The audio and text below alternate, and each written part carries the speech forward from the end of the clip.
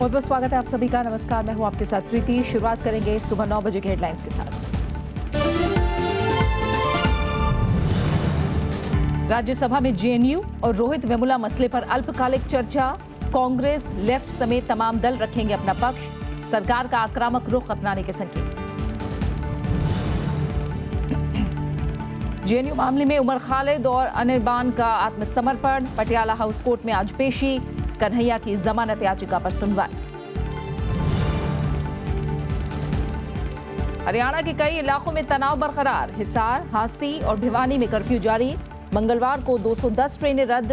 CPM की न्यायिक जांच की मांग। कर्नाटक पंचायत चुनाव में कांग्रेस की बड़ी जीत। 1080 में से 498 जिला पंचायत सीटों पर कांग्रेस का कब्जा। बीजेपी दूसरे और जेडीएस तीसरे नंबर पर। और अमेरिकी राष्ट्रपति का ग्वांतानामो जेल बंद करने का फैसला। ओबामा ने कांग्रेस को सौंपी 4 सूत्री योजना। विरोध में रिपब्लिकन।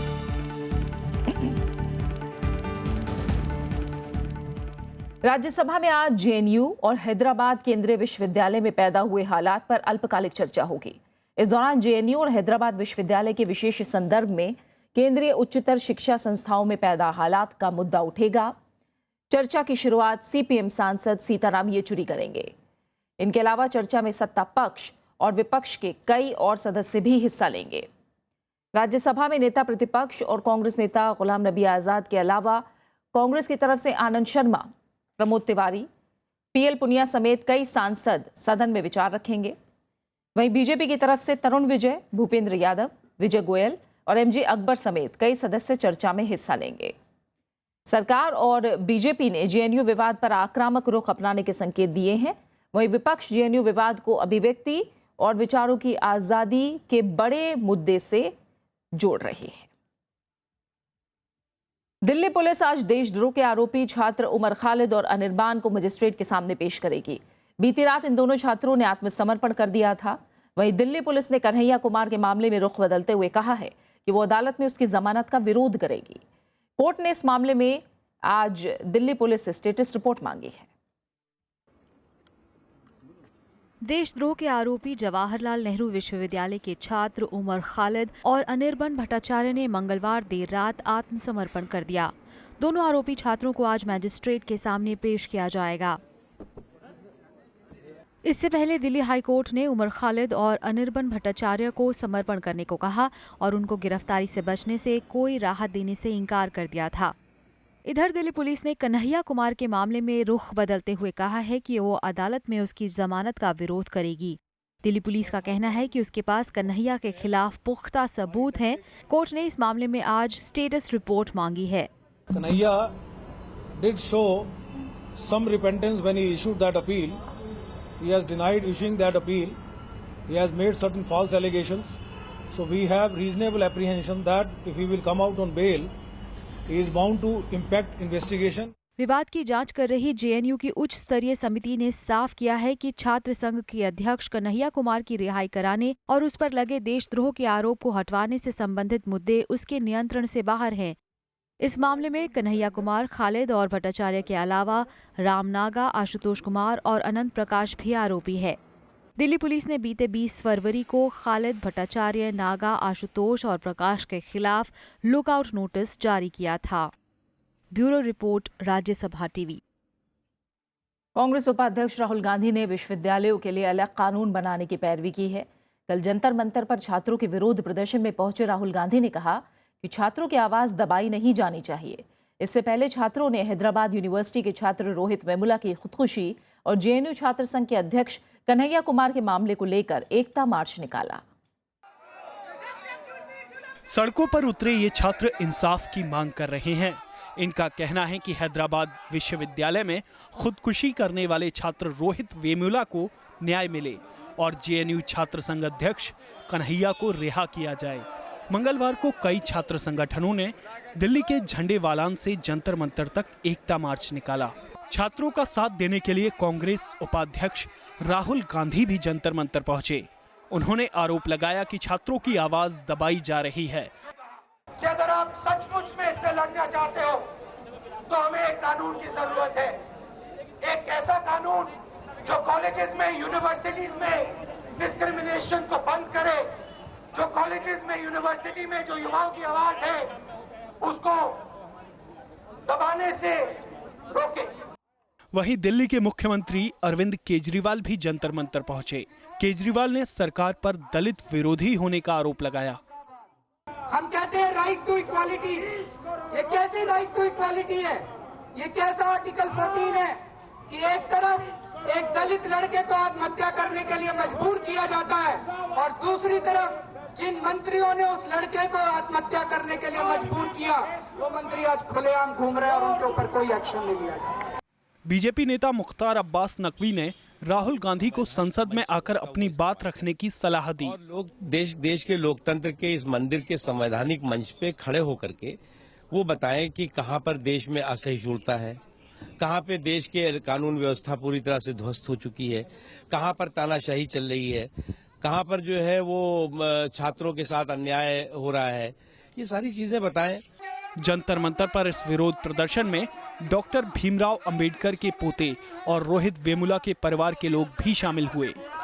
मोहम्मद फातेह टीपू के साथ ब्यूरो रिपोर्ट, राज्यसभा टीवी। राष्ट्रपति प्रणब मुखर्जी ने संसद के भीतर चर्चा पर जोर दिया है। संसद की संयुक्त बैठक को संबोधित करते हुए उन्होंने कहा कि लोकतांत्रिक प्रणाली में वाद विवाद जरूरी है, अवरोध नहीं। उन्होंने कहा कि बेहतर प्रशासन के लिए संस्थाओं को बेहतर बनाने, प्रक्रियाओं को सरल बनाने और पुराने कानूनों को हटाने के लिए महत्वपूर्ण कदम उठाए गए हैं। साथ ही उन्होंने आतंकवाद से सख्ती से निपटने पर भी जोर दिया। राष्ट्रपति प्रणब मुखर्जी के अभिभाषण के साथ ही संसद के बजट सत्र का आगाज हो गया। सत्र के पहले दिन दोनों सदनों की संयुक्त बैठक को संबोधित करते हुए राष्ट्रपति ने केंद्र सरकार की नीतियों और उपलब्धियों की तारीफ की। उन्होंने कहा कि सरकार गरीबों की उन्नति, किसानों की समृद्धि और युवाओं को रोजगार देने के लिए तेजी से काम कर रही है। राष्ट्रपति प्रणब मुखर्जी ने संसद को जनता की सर्वोच्च आकांक्षाओं का प्रतीक बताते हुए सदन में गतिरोध पर चिंता भी जताई।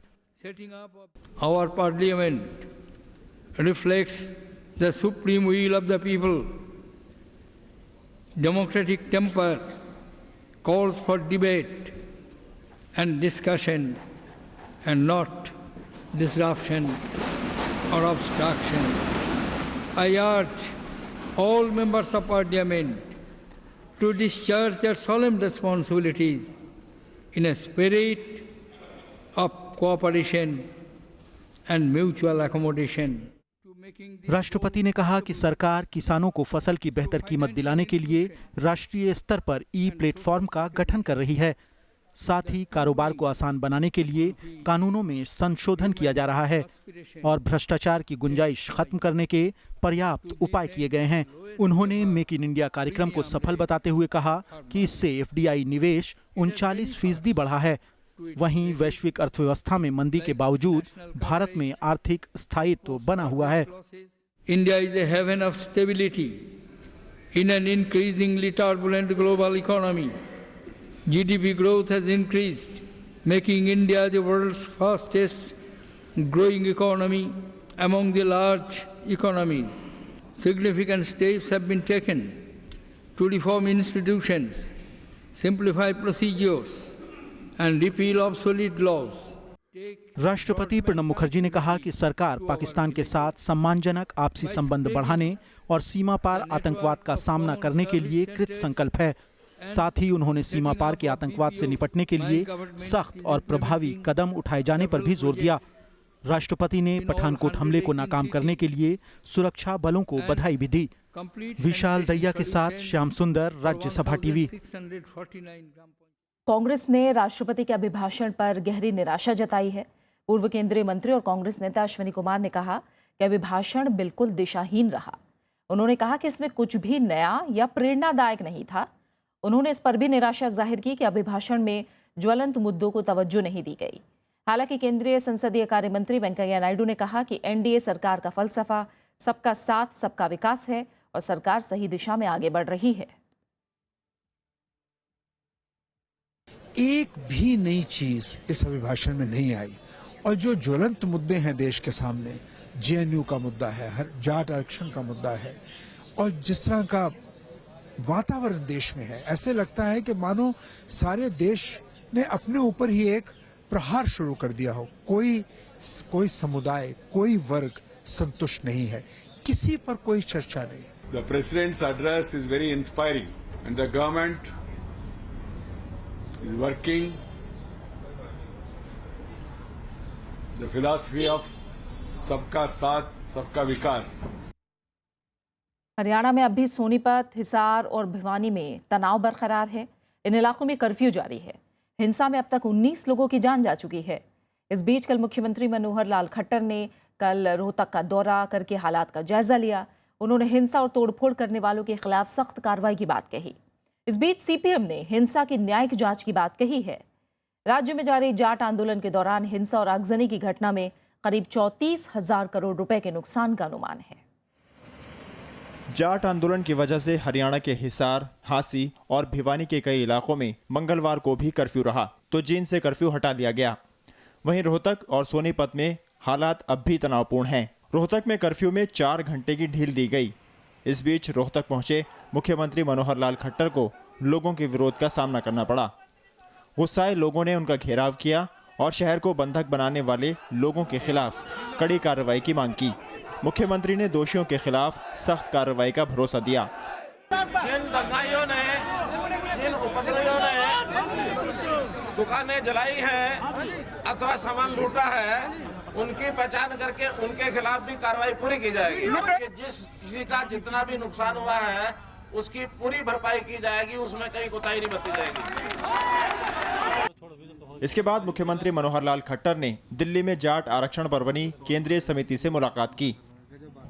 इसका हल कोई एक दिन में नहीं निकल सकता। कानूनी पहलू है, संवैधानिक पहलू है, लेकिन हम इसके हल के नजदीक हैं। धीरे धीरे हम रोज सबसे, कल भी हम बैठे थे, आज भी हम बैठे, हम डेली बैठेंगे और जल्दी इसका हल निकालेंगे। आज उनका पक्ष लिया, हरियाणा में क्या स्थिति है, क्या होना चाहिए, उनका पक्ष लिया है। धीरे धीरे सबका पक्ष लेकर फिर कंपाइल करेंगे। इस बीच पंजाब और हरियाणा हाईकोर्ट ने राज्य सरकार से जाट आंदोलन पर सोमवार तक स्टेटस रिपोर्ट पेश करने को कहा है। इस आंदोलन में अब तक 19 लोगों की मौत हो चुकी है। साथ ही सरकारी और निजी संपत्ति का बड़े पैमाने पर नुकसान हुआ है। उधर राजस्थान में जाट आंदोलनकारियों ने मंगलवार को भरतपुर जिले में हेलक रेलवे स्टेशन पर एक मालगाड़ी को आग लगा दी, तो जयपुर आगरा रेलमार्ग पर पपरेरा रेलवे स्टेशन पर भी तोड़फोड़ की गई। आंदोलनकारियों और राजस्थान सरकार के बीच सोमवार रात हुई बातचीत बेनतीजा रही थी। Bureau report, Rajya Sabha TV. इस बीच हरियाणा के मुख्यमंत्री मनोहर लाल खट्टर ने साफ किया है कि राज्य में जाट समुदाय को आरक्षण विशेष प्रावधान के तहत दिया जाएगा और ओबीसी कोटे से छेड़छाड़ नहीं होगी। ओबीसी कोटे के तहत हरियाणा में जो जातियां हैं वो जाटों को इस श्रेणी में शामिल करने का विरोध कर रही हैं। जाट आंदोलन की वजह से मंगलवार को 210 ट्रेनों को रद्द करना पड़ा। बीते 10 दिन से जारी प्रदर्शन की वजह से रेलवे को अब तक 1152 ट्रेनें रद्द करनी पड़ी हैं। सीपीएम ने राज्य सरकार पर कानून व्यवस्था काबू रखने में नाकाम रहने का आरोप लगाया है। साथ ही हिंसा की न्यायिक जांच की मांग की है। राज्य सरकार ने बीमा कंपनियों को 15 दिन के भीतर बीमा दावों के निपटारे का निर्देश दिया है। जाट आंदोलन की वजह से उत्तर भारत के राज्यों को आर्थिक गतिविधियां बाधित होने से 34,000 करोड़ रुपए के नुकसान का अनुमान है। इसका आकलन करने वाले संगठन उद्योग मंडल पीएचडी चैम्बर ने कहा है कि आपूर्ति बाधाओं के कारण जरूरी जिंसों के दाम में तेजी आ सकती है। इस आंदोलन से पर्यटन क्षेत्र, परिवहन और वित्तीय सेवाओं समेत सेवा गतिविधियों को 18,000 करोड़ रुपए के नुकसान का अनुमान है। इसके अलावा विनिर्माण, बिजली, निर्माण गतिविधियों और खाद्य वस्तुओं को नुकसान के कारण औद्योगिक और कृषि कारोबार गतिविधियों को 12,000 करोड़ रुपए के नुकसान हुआ है। साथ ही सड़क, restaurant, bus stand, railway station समेत ढांचागत सुविधाओं को हुई क्षति से 4,000 करोड़ रुपए का नुकसान हो सकता है। नुकसान का यह आकलन हरियाणा, पंजाब, दिल्ली, चंडीगढ़, राजस्थान, उत्तराखंड, उत्तर प्रदेश, जम्मू कश्मीर और हिमाचल प्रदेश समेत उत्तरी राज्यों के लिए किया गया है। दिल्ली में फिलहाल लोगों को पानी के संकट से निजात मिलती नजर नहीं आ रही है। हरियाणा में जाट आरक्षण का सीधा असर दिल्ली पर पड़ा है। मंगलवार को दिल्ली जल बोर्ड के अध्यक्ष कपिल मिश्रा ने मुनक नहर का जायजा लिया। उन्होंने कहा कि नहर की मरम्मत का काम जारी है, हालांकि इसमें अभी 15 दिन लग सकते हैं। फिलहाल दिल्ली में 9 वाटर प्लांट में से 3 ने काम करना शुरू कर दिया है। गंभीर स्थिति है। हमारा संकट तो बना ही हुआ है, लिमिटेड सप्लाई दिल्ली में हम लोग दे पा रहे हैं, लेकिन 15 दिन भी मेरे ख्याल से एक ऐतिहासिक और बहुत ही हिस्टोरिकल और वॉर लेवल पे जब हमारे इंजीनियर्स काम करेंगे तो 15 दिन में हम लोग इसको शायद रिस्टोर कर पाएंगे। ग्रेटर कूच बिहार राज्य की मांग को लेकर रेल रोको आंदोलन को कल जीसीपीए ने वापस ले लिया।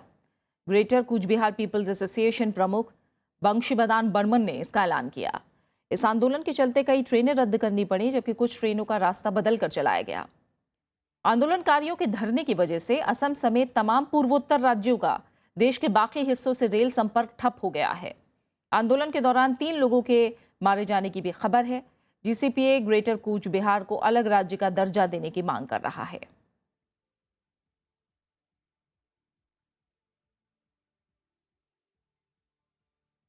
कर्नाटक में हुए पंचायत चुनाव में कांग्रेस को बड़ी जीत हासिल हुई है। कांग्रेस 1083 में से 498 जिला पंचायत की सीटों पर जीत दर्ज की है। वहीं बीजेपी 408 जबकि जेडीएस ने 148 सीटों पर जीत हासिल की है। 27 सीटों पर निर्दलीयों ने भी जीत हासिल की है। वहीं तालुका पंचायत में भी कांग्रेस हावी रही। 3884 तालुका पंचायत में से कांग्रेस ने 1705 सीटों पर जीत हासिल की। वहीं बीजेपी ने 1362 जबकि जेडीएस ने 610 तालुका पंचायत सीटों पर जीत दर्ज की। वहीं 179 निर्दलीय उम्मीदवारों को भी कामयाबी मिली है। कांग्रेस को ग्रामीण इलाकों से अच्छा समर्थन मिला है, जबकि तटीय इलाकों उडुपी और दक्षिण कर्नाटक में जीत दर्ज करके बीजेपी ने इन इलाकों में अपने खोए जनाधार को फिर वापस पाया है।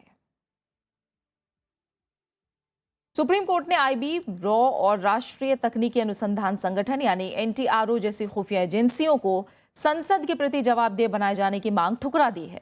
इस मांग से जुड़ी याचिका खारिज करते हुए कोर्ट ने कहा कि खुफिया एजेंसियों के कार्यक्षेत्र में न्यायिक दखल से राष्ट्र की सुरक्षा पर असर पड़ सकता है। गैर सरकारी संगठन सीपीआईएल ने जनहित याचिका दाखिल करके खुफिया एजेंसियों को संसद के प्रति जवाबदेह बनाने और उनके खर्च का ऑडिट कराने की मांग की थी।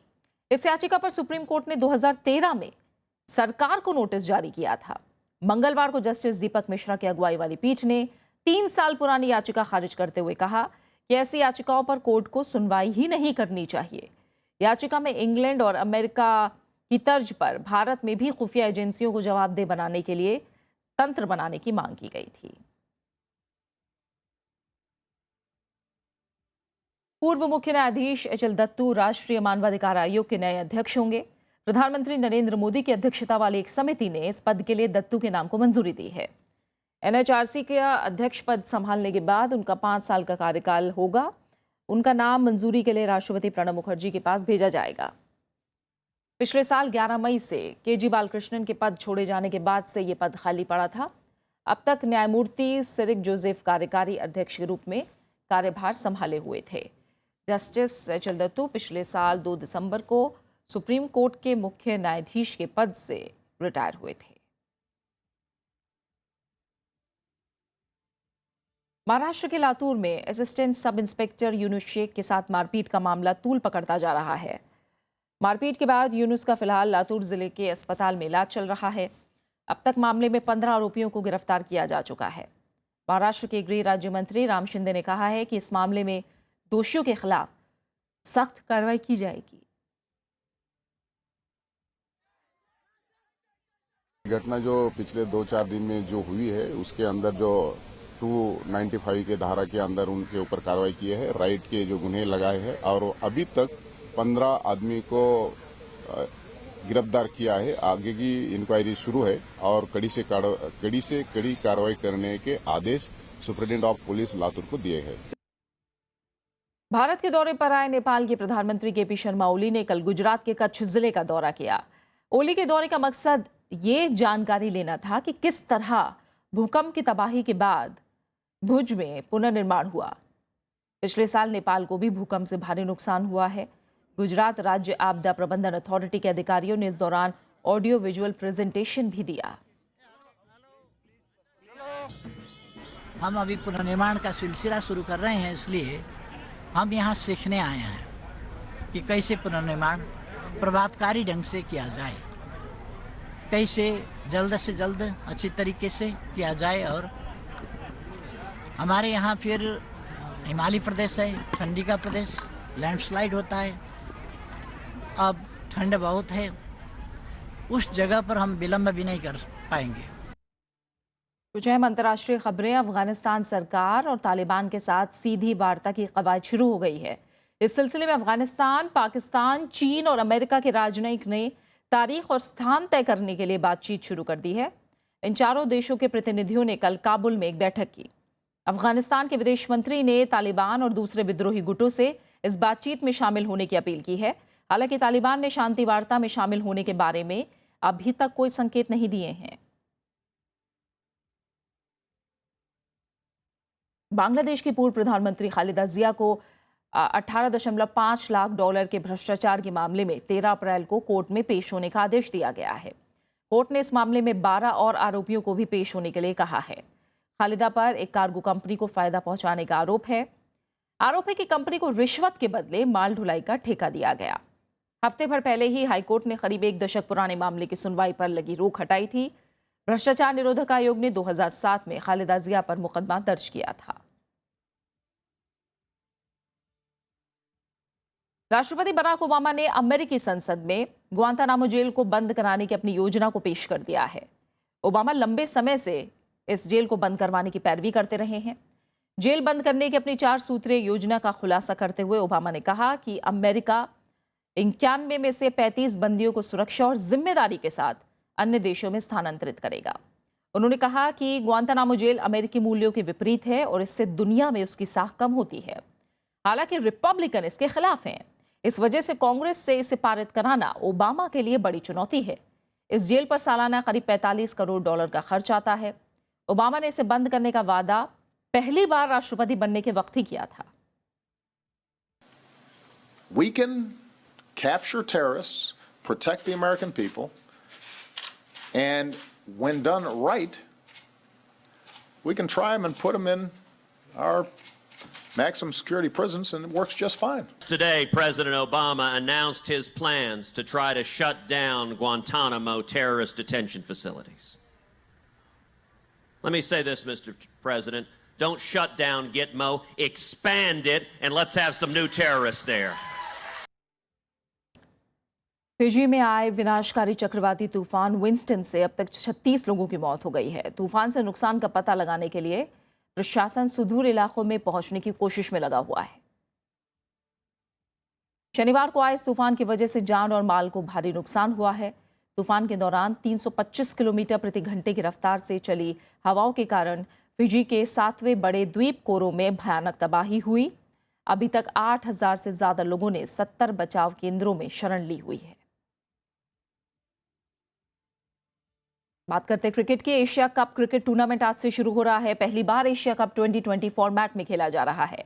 इस टूर्नामेंट के पहले ही मैच में भारत का सामना मेजबान बांग्लादेश से आज होगा। ये मैच ढाका में खेला जाएगा। फिलहाल टीम इंडिया लय में है और उसके पास अनुभवी और युवा खिलाड़ियों का अच्छा तालमेल है। हालांकि चोट की वजह से कप्तान धोनी के खेलने पर संशय है। धोनी के नहीं खेलने पर पार्थिव पटेल विकेटकीपर की जिम्मेदारी संभाल सकते हैं। टीम इंडिया पहले ऑस्ट्रेलिया को 3-0 और फिर श्रीलंका को 2-1 से हरा चुकी है और T20 रैंकिंग में नंबर 1 पर है। कभी क्रूर सास तो कभी सख्त मां का किरदार जीवंत करने वाली अभिनेत्री ललिता पवार की आज पुण्यतिथि है। उनका जन्म 18 अप्रैल 1916 को हुआ था। तकरीबन 600 से ज्यादा फिल्मों में उन्होंने अभिनय किया। ललिता पवार ने श्री 420, 9211, सुजाता, हम दोनों, प्रोफेसर, 100 दिन सास के, मिस्टर एंड मिसेस जैसी यादगार फिल्मों में काम किया। ऋषिकेश मुखर्जी ने ललिता पवार की प्रतिभा को नई दिशा दी। उन्होंने फिल्म अनाड़ी में ललिता को ऊपर से सख्त लेकिन अंदर से कोमल मिसेस डिसूजा की भूमिका दी। इस किरदार ने न सिर्फ लोगों का दिल जीता बल्कि उन्हें बेस्ट सपोर्टिंग एक्ट्रेस का फिल्मफेयर अवार्ड भी दिलाया। रामानंद सागर ने धार्मिक सीरियल रामायण बनाया तो इसमें मंथरा दासी की भूमिका के लिए ललिता पवार को चुना। कैंसर की वजह से 24 फरवरी 1998 को ललिता पवार ने दुनिया को अलविदा कह दिया। ठाकुर हरनाम सिंह की लड़की विदाई से यही सीख कर आई है। मुझे नौजवानों के चाल चलन पर भरोसा नहीं, इसीलिए मैंने आपको यहाँ बुलाया था। बिल्कुल। लेकिन इस वक्त आपको भी अपने चाल चलन का यकीन दिलाना होगा मुझे। निकल जाए मेरी नजरों के सामने से। सुना नहीं तूने क्या कहा? मैंने देखो देखो इस कपूत को, उल्टा जवाब पकड़ाता है मुझे। चोरी, तुम सब मिलकर मेरे खिलाफ साजिश कर रही हो। अभी बताती हूँ यहाँ किसका क्या है। निकलो सबके सब बाहर। क्या बोला? आपको जेल भेजना मानता है। आज तुमको जेल भेजेगा। ये प्रोसेस करते वक्त मेरे भाई के दिमाग में जरूर कोई खलल रहा होगा। रानी, वो दिन भूल जाओ जब राम तुम्हारे स्नेह का स्वांग करता था। आखिर में हेडलाइंस। राज्यसभा में जेएनयू और रोहित वेमुला मसले पर अल्पकालिक चर्चा। कांग्रेस, लेफ्ट समेत तमाम दल रखेंगे अपना पक्ष। सरकार का आक्रामक रुख अपनाने के संकेत।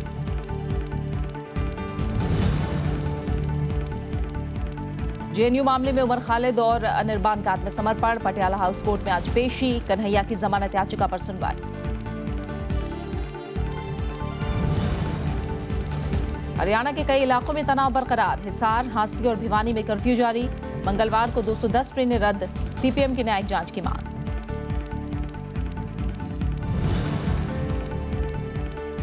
कर्नाटक पंचायत चुनाव में कांग्रेस की बड़ी जीत। 1080 में से 498 जिला पंचायत सीटों पर कांग्रेस का कब्जा।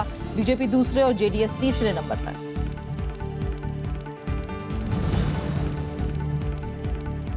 और अमेरिकी राष्ट्रपति का ग्वांतानामो जेल बंद करने का फैसला। ओबामा ने कांग्रेस को सौंपी 4 सूत्रीय योजना।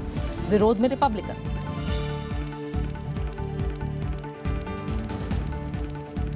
फिलहाल इस बुलेटिन में इतना ही। आगे आप देश देशांतर। नमस्कार।